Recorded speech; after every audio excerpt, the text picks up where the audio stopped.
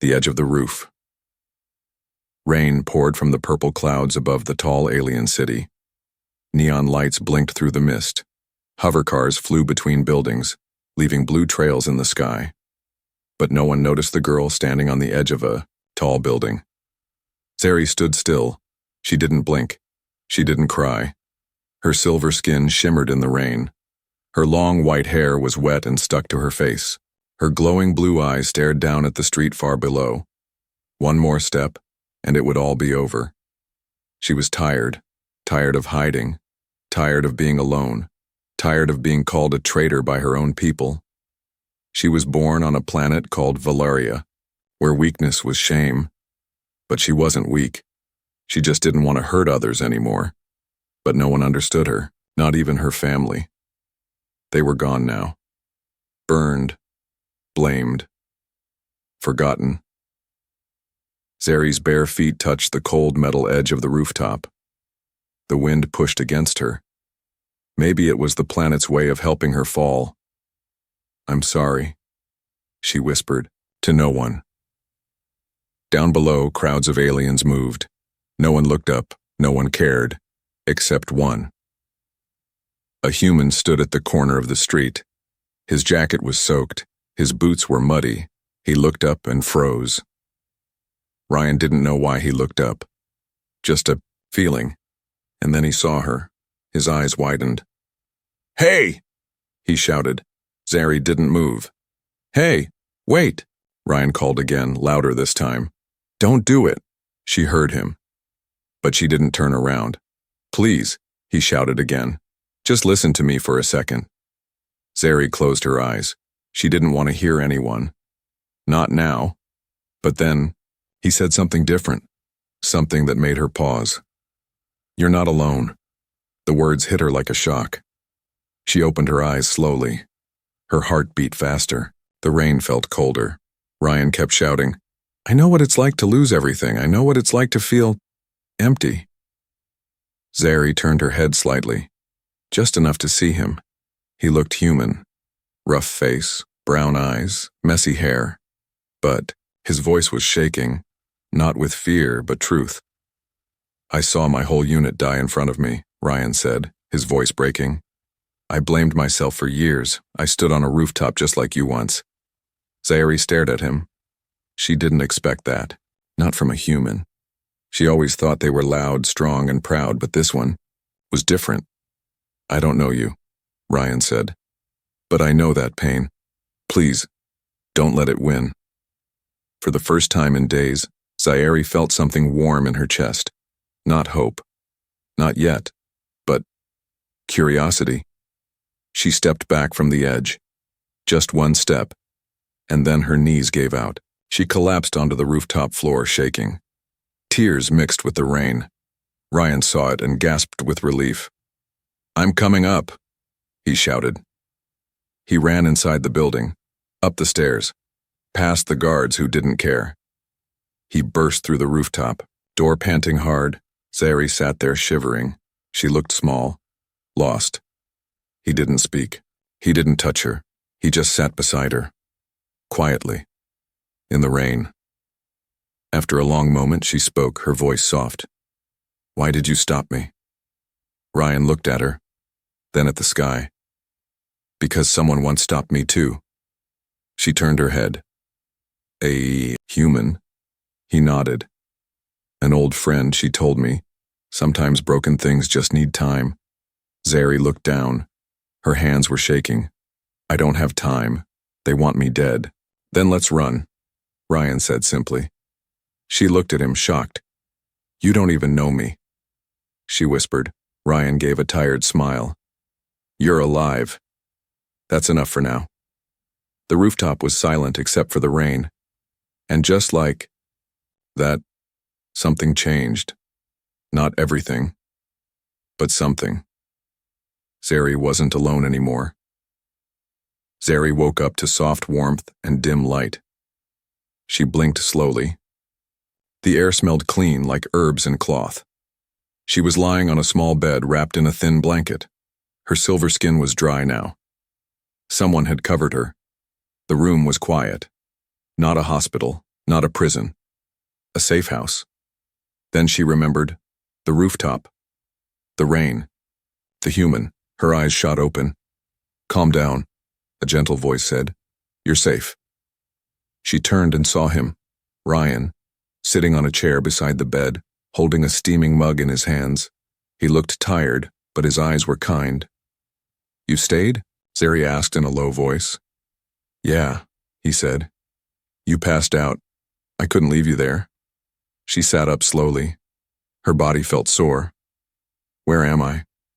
"My room," Ryan replied. "I'm staying in a workers' hostel. Cheap place, but no questions asked." Zeri looked around. The room was small, a sink, a broken heater, a cracked window, but it was warm and quiet and safe. "I didn't ask for help," she said, her voice sharper now. "I didn't ask for thanks," Ryan replied. She paused. That shut her up. After a few moments, he placed the mug on the table. "Drink it. It'll help you sleep." Zeri looked at the cup but didn't touch it. Instead, she asked, "Why are you being kind to me?" Ryan looked away for a moment, thinking. Then he said, "You remind me of someone." "Who?" "My sister," he said. "She used to sit alone too, pretend she was strong, until one day, she couldn't pretend anymore." Zeri looked down at her hands. "What happened to her?" she asked. "She's gone." Zeri didn't ask more. She understood silence like that. They sat in quiet for a while. Then she whispered, "I didn't want to die because I was weak. I wanted to die because I was tired." Ryan nodded slowly. "Sometimes it's not the body that gets tired. It's the soul." Zeri's eyes filled with tears again, but she didn't let them fall. "They hunted me for what I knew.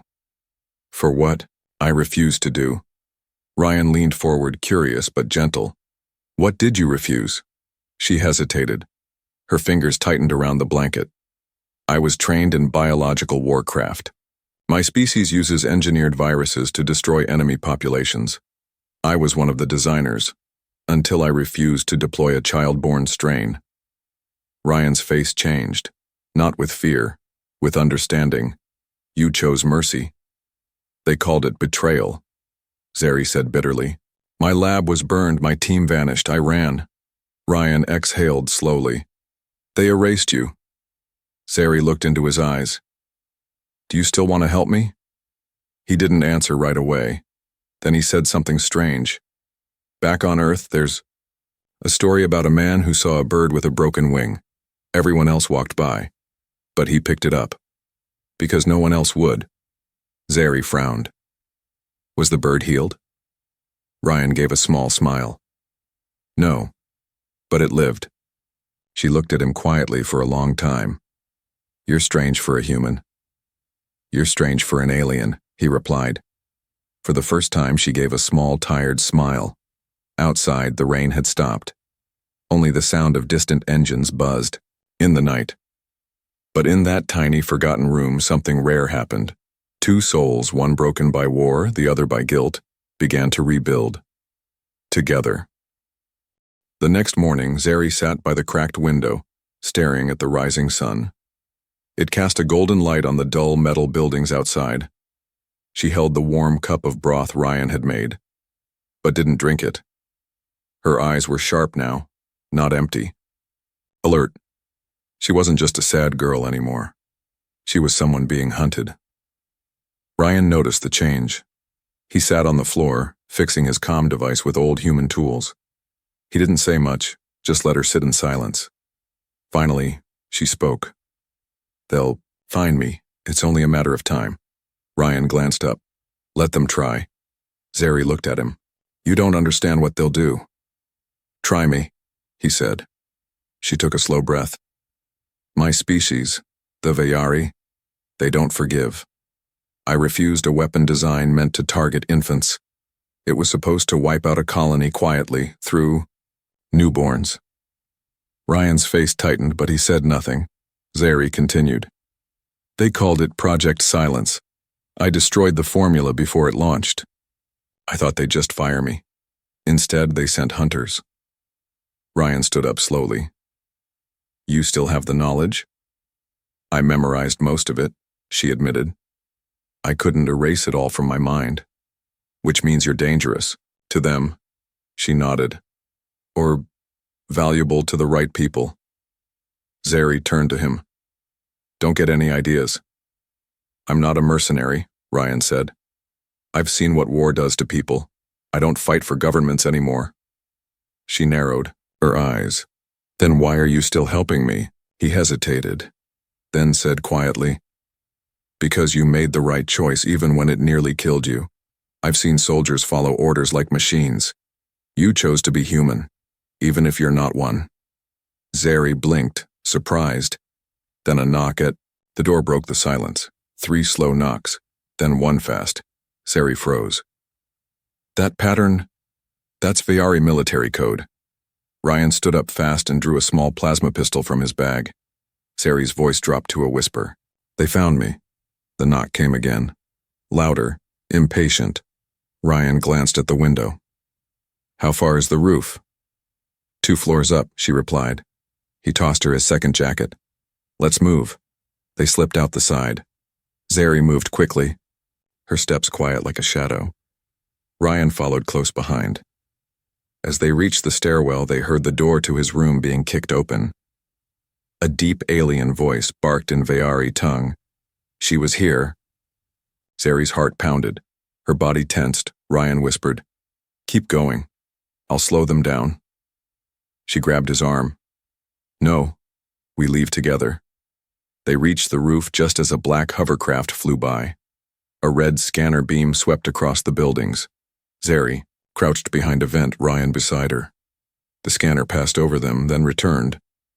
It's locking, Zeri hissed. It found my heat signature. Ryan gritted his teeth and aimed. We jump. What? To that lower balcony. It's only 10 meters. That's insane, he smiled slightly. You've already survived worse. She cursed under her breath, but then ran and jumped. Ryan followed a second later. They landed hard, rolling across the balcony. Pain shot through her leg, but she kept moving. Behind them, the scanner light turned red. The hunt had truly begun, but Zeri wasn't alone anymore. The market was loud, messy, and full of smells, spices, metal, oil, and alien sweat. Ryan pushed through the crowd, his jacket torn, face bleeding from the rooftop fall. Zeri limped behind him, hood pulled low over her white hair. Her glowing blue eyes were hidden behind dusty goggles. Don't stop, he whispered. They're scanning alleys. You slow down, we're dead. I'm not slowing down, she hissed. I'm bleeding inside. Good. That means you're still alive. She shot him a glare but kept walking. Above them, a black drone zipped through the sky. A red light blinked on its side. Zeri ducked into a fruit stall. Ryan turned sharply down a side street, pretending to argue with a vendor. He slipped a few coins and whispered, Green tag, code 41. The vendor didn't blink, just pointed to a torn tarp covering a dark alley. Zeri followed him into the shadowed space. At the end of the alley was a rusted hatch, half buried in garbage. Ryan knocked once, then twice, then paused. A small metallic eye popped out from a hidden panel. Voice whispered, Name? Ghost, Ryan answered, with a package. Silence. Then, clunk. The hatch opened. Zeri followed him down into the dark, into narrow stairs that smelled of oil and old fire. They reached a hidden chamber lit by orange lamps. The walls were covered in ancient circuit boards and human war flags. A cracked terminal buzzed with static, and sitting in a chair, cleaning a sniper rifle, was a one-eyed alien with green scales and a metal jaw. Ryan, the alien said with a grin. I thought you were dead. Almost, Ryan replied. You still hide rebels here? The alien laughed. Only the cute ones. Who's your friend? Her name's Zeri. She's the reason they're chasing us. The alien's grin faded. Valerian? Zeri stepped forward. Do you have a problem with that? The alien studied her. Not if you're not with their army. I was, she said coldly, until I said no. That was enough. The alien stood. Name's Rick. This place is shielded. They won't find you down here. Zeri looked around. How many others? Have you helped? Rick's smile turned sad. Too many. Not enough. Ryan sat on a crate. We need supplies. I need a new ID. She needs medical help. And we both need to disappear. Rick nodded. You'll get them. But there's a price. Zeri's eyes narrowed. What price? Rick leaned in, his voice quiet now. I need you to broadcast the truth about Project Silence. Zeri froze. I have access to an old rebel transmission tower, Rick said. It still works. Your voice, your story. It could wake people up. Start a revolt. You want to run? Fine. But you can also fight back. Zeri turned away, silent. Ryan stood. You don't have to decide now. Just think about it. But she already was. The thought of speaking her truth terrified her more than death. But deep inside, something else stirred. Zeri stood in front of the old mirror inside the bunker. She stared at her own reflection. Pale skin, blue veins, tired eyes. The war had taken everything from her, even her smile. Behind her, Ryan adjusted a new jacket Rick gave him. His face was calm, but his body stayed tense. He always watched the door like a soldier never really off duty. Zeri asked softly, Do you really think this message will matter? Ryan didn't look away from his gun. Truth always matters. Even if no one listens. She didn't reply. A small beeping noise broke the silence. Rick appeared at the door with a data pad. His cybernetic jaw clicked. We've got company. Someone's asking around for a silver-skinned Valerian female. Very close. Paid in new credits. Zeri's eyes narrowed. They found us? Not yet, Rick replied. But someone knows. You're in this city. Who? She asked sharply. Ryan moved to her side. Only 2 people knew we were heading to this sector, me and you. Zeri's eyes darkened. No, she whispered. There's one more. Flashback. A week ago. Zeri stood outside a refugee clinic, hidden, broken, starving. A woman stepped out, another Valerian, shorter, with bright yellow eyes. Her name was Talia, an old academy friend. Talia had hugged her, treated her wounds, listened, and promised to keep her secret. Back in the bunker, Zeri's face turned cold. It's her. It has to be her, Ryan cursed. Why would she do that? Rick snorted. Everyone has a price, or a fear. Zeri grabbed her coat. We're leaving. Now. Ryan stood in her way. Where will you go? To her, she said. I need to look her in the eye. Ryan's voice turned sharp. It's a trap. Zeri stared at him. Then I'll spring it. Later that night, they reached the quiet district where the clinic was. Ryan stayed hidden behind a vendor's stall. Zeri walked alone, her steps slow, her heart heavy. Talia stepped outside just like before. Her eyes lit up when she saw Zeri. You're alive, Talia said. Zeri didn't smile. You told them. Talia flinched. I didn't mean to.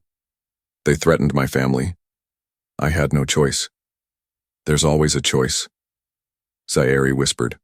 Talia looked around. Please, you have to run. They're coming. Zeri's eyes filled with sorrow. I trusted you. Talia grabbed her wrist.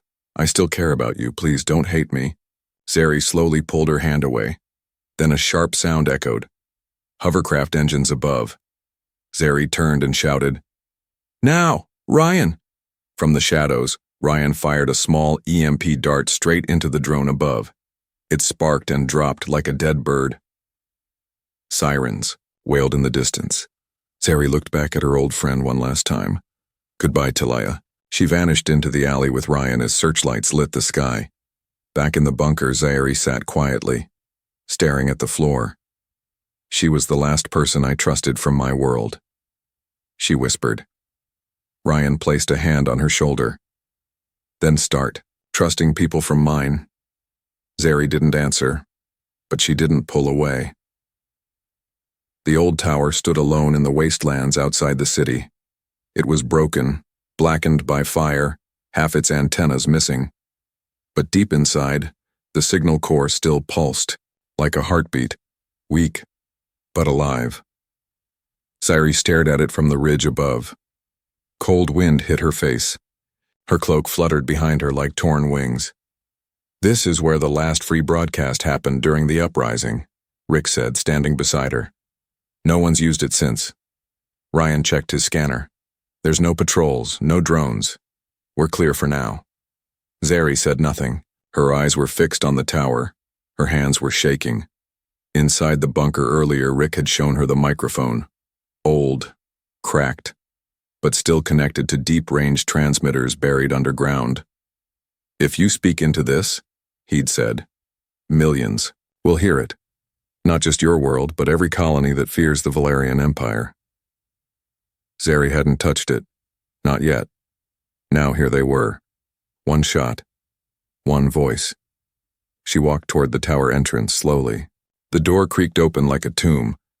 Inside, everything smelled like dust, ash, and history. Old slogans still clung to the walls, painted in blood and fire.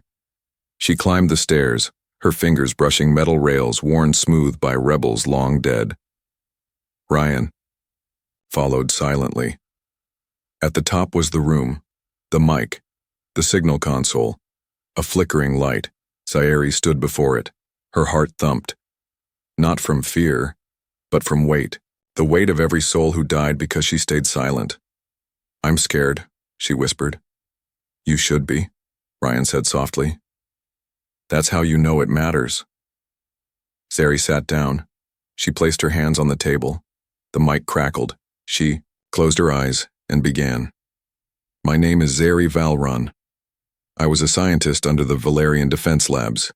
I helped create the virus called Project Silence, but when I learned what it would do, I destroyed the formula. I ran. I was hunted for my mercy, labeled a traitor, watched my team disappear one by one. I hid. I cried. I tried to end my life. But a human stopped me. Not with weapons, not with power, just with words. He told me I wasn't alone. He reminded me that doing the right thing is never weak.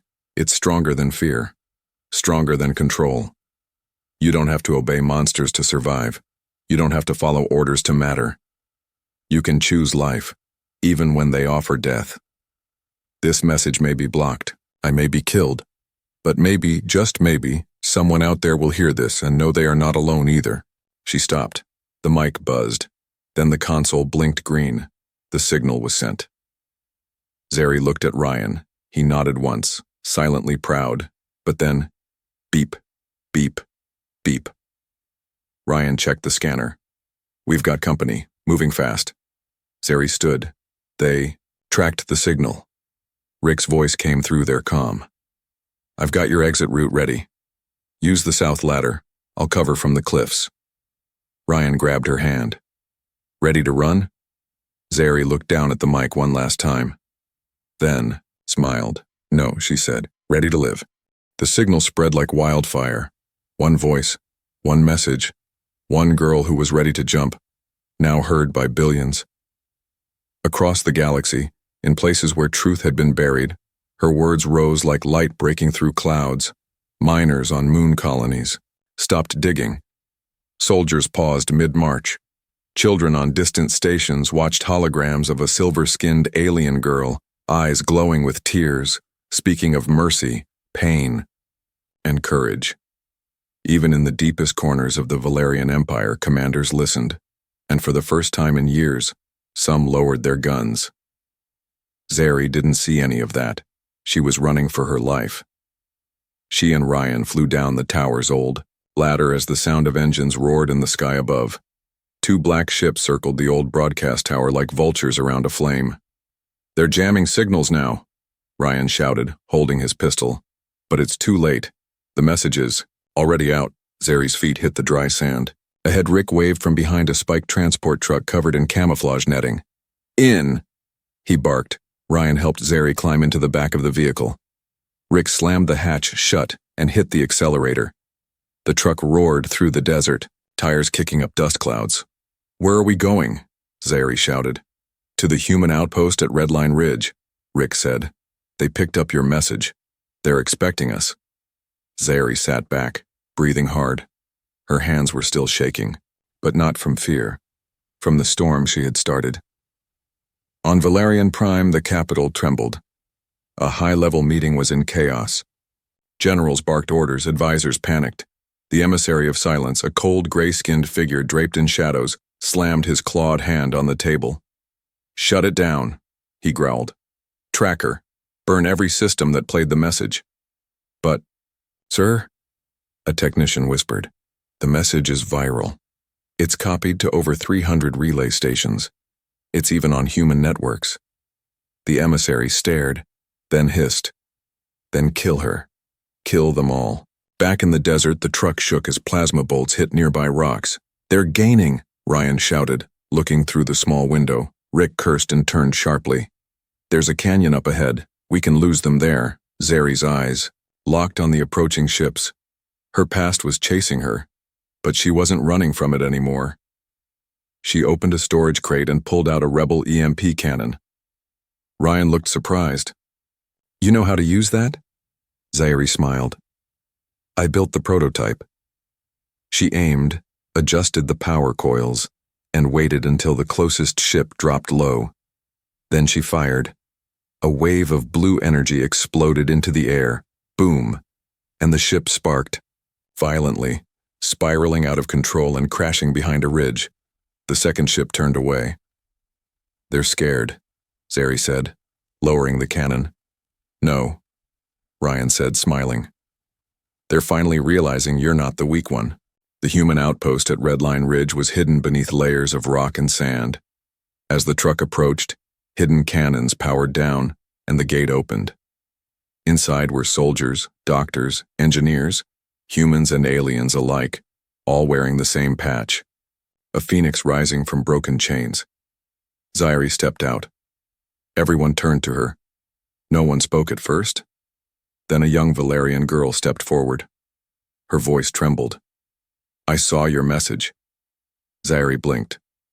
The girl's arms were thin. Her skin bore scars. You saved me." Zeri knelt in front of her. "No, you saved yourself. I just reminded you it was possible." The girl hugged her. Others joined. A wave of voices rose. Zeri stood tall.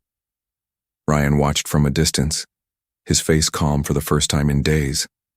That night in the command room, Zeri stood beside Ryan, Rick, and the outpost leader, a tall human woman named Captain Vera Locke. "Your message sparked riots in 2 major cities," Vera said. "Over a dozen military officers resigned, and we're getting coded offers of support from old rebel cells." Zeri listened quietly. "You've become a symbol," Vera continued. "We'd like you to speak again. Lead the second broadcast." Zeri turned to Ryan. He said nothing, just looked into her eyes and gave a slow nod. She looked at Vera. "I will," she said, "but I won't lead from behind a screen." 1 month later, a sea of people filled the ruins of the Capitol Plaza on Valerian Prime. Fires burned. Flags of the Empire were torn down. A small stage stood in the center. Zeri stepped onto it, not in chains, not in fear, but as a voice that once trembled, now steady. She raised her hand. The crowd fell silent. She spoke. "I was born into silence. I was trained to kill with it, but no more. Today we speak. Today we fight not with hate, not for revenge, but for every voice that was silenced before mine." The crowd erupted into cheers. Behind her, Ryan stood, hand on his weapon, watching the skies. A few days later, Ryan and Zeri stood in the quiet of a garden. Real grass, real trees, a gift from Earth after the fall of the regime. Zeri picked a flower and looked up at the stars. "So many people," she whispered, all listening to one scared girl. Ryan smiled. "You're not that girl anymore." She turned to him. Then who am I? He walked closer. You're the reason I didn't give up. Zeri looked into his eyes. And you're the reason I'm still alive. They didn't kiss. They didn't need to. The silence between them said enough. Somewhere far away, the emissary of silence hid in the shadows of a broken empire. Watching. Waiting. But the galaxy had already changed, because one human looked up and one alien girl listened.